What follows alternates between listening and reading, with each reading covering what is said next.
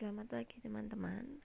Nah, pertemuan kita hari ini kita mau bahas tentang getaran, gelombang, dan bunyi dalam kehidupan sehari-hari.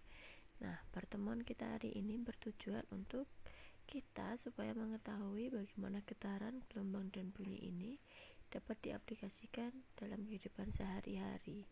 Lalu kita bisa membedakan mana getaran, gelombang, dan bunyi yang bisa dibedakan dalam kehidupan kita sehari-hari.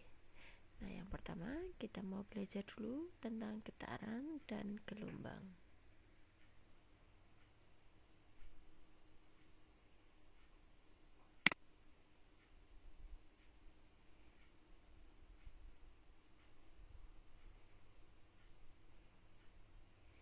Nah, getaran, gelombang, dan bunyi.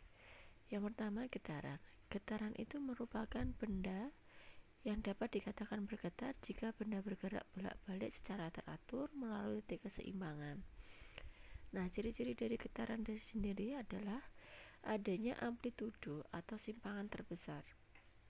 Jadi, di sini titik awal di mana benda itu berada. Ketika kita memberikan gaya, maka benda itu akan bergerak ke kanan ke titik B, lagi ke titik A, kemudian ke titik C, dari titik C kembali lagi ke titik A, kemudian bisa jadi kembali lagi ke B dan kembali ke tempat semula. Maka di sini ada garis yang seolah-olah ada bayangannya dari gerakan titik A. Nah, simpangan terbesarnya adalah ini, teman-teman.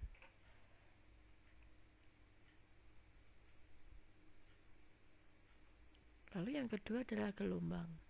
Nah, gelombang ini berdasarkan energinya, gelombang dibedakan menjadi dua jenis, yaitu ada gelombang mekanis. Nah, dalam gelombang mekanis itu merupakan yang membutuhkan perantara atau medium.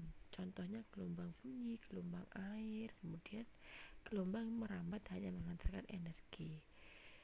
Nah, berdasarkan arah rambat dan getarannya, gelombang mekanis itu dibedakan menjadi dua, yaitu gelombang transversal dan gelombang longitudinal.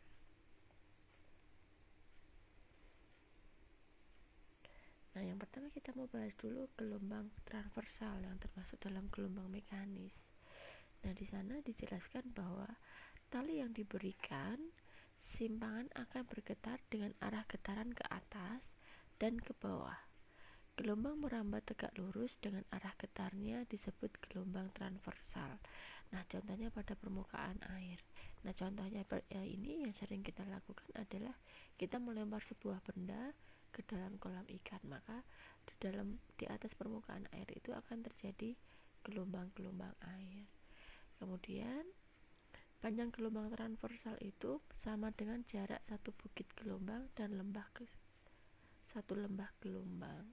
Nah, panjang gelombang itu dibaca tandanya lambda. Tandanya seperti ini, teman-teman.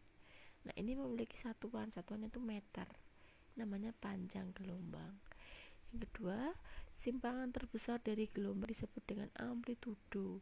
Simbolnya A besar di sini. Nah, periode gelombang yang disebut dengan T itu merupakan waktu yang diperlukan untuk menempuh satu gelombang. Yang ketiga ada frekuensi, simbolnya dengan F kecil. Jumlah gelombangnya yang terbentuk dalam 1 sekon. Ini satuannya Hz atau bacanya Hertz. Nah, ini merupakan gelombang transversal, teman-teman. Ada panjang gelombang, ada periode gelombang, ada frekuensi, dan ada amplitudo. Nah, di sini ada gambar bahwa dikatakan satu gelombang itu kalau dia memiliki satu gelombang, satu gunung, dan satu lembah. Nah, pada gambar 10.2 ini memiliki jumlah gelombangnya ada 1, 2, 1/4. Paham ya? Jadi yang seperti gunung ini, dia yang dikatakan memiliki satu gelombang itu mempunyai satu gunung dan satu lembah. Nah, ini untuk membantu saja grafiknya seperti ini. Nah, lambda yang tadi itu ya, lambda itu daerah D sampai H. Nah, ini arah rambatnya ke sana, satu arah saja. Nah, yang kedua ada gelombang longitudinal. Longitudinal merupakan, nah ini sering yang kita sebut dengan slinky atau pier. Nah, ini kita lihat bersama-sama. Ketika slinky digerakkan maju mundur secara terus-menerus, akan terjadi gelombang yang merambat pada slinky dan akan membentuk pola rapatan dan renggangan. Poin yang kedua, gelombang longitudinal memiliki arah rambat yang sejajar dengan arah getarnya. Yang poin ketiga, satu gelombang longitudinal terdiri atas satu rapatan dan satu renggangan. Nah, ini yang dikatakan rapatan, yang di sini yang dikatakan renggangan. Nah, ini dia, ini adalah lambda. Satu lambda, satu panjang gelombang itu memiliki satu rapatan dan satu renggangan. Nah, ini ada hubungan antara panjang gelombang, frekuensi, cepat rambat, dan periode gelombang. Gelombang menempuh jarak satu panjang gelombang dalam waktu satu periode gelombang. Maka kecepatan gelombang dapat ditulis V sama dengan lambda panjang gelombang atau lambda dibagi dengan periode gelombang atau T besar. Nah, karena T besar itu sama dengan 1/F, maka cepat rambat gelombang dinyatakan sebagai berikut. V sama dengan F kali lambda. Nah, di sini sudah ada contoh soalnya. Yang pertama, diketahui sebuah gelombang longitudinal memiliki panjang gelombang 4 meter. Apabila frekuensi pada gelombang tersebut 200 Hz, hitunglah berapa cepat rambat gelombang itu. Diketahuinya panjang gelombangnya 4 meter, frekuensinya 200 Hz.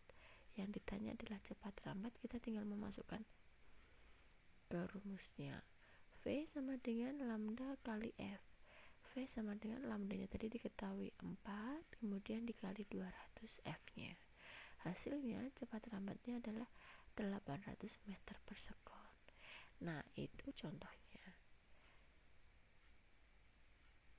Baik, materi kita hari ini cukup dulu teman-teman. Nah, di sini ada 3 soal latihan, silahkan dikerjakan di kertas folio. Tugas yang pertama adalah mengerjakan 3 soal ini. Kemudian yang kedua, membuat resume di kertas folio, kemudian ditulis tangan. Silakan sekreatif kalian, nanti dikumpulkan pada saat kalian masuk sekolah. Begitu teman-teman, terima kasih, selalu jaga kesehatan.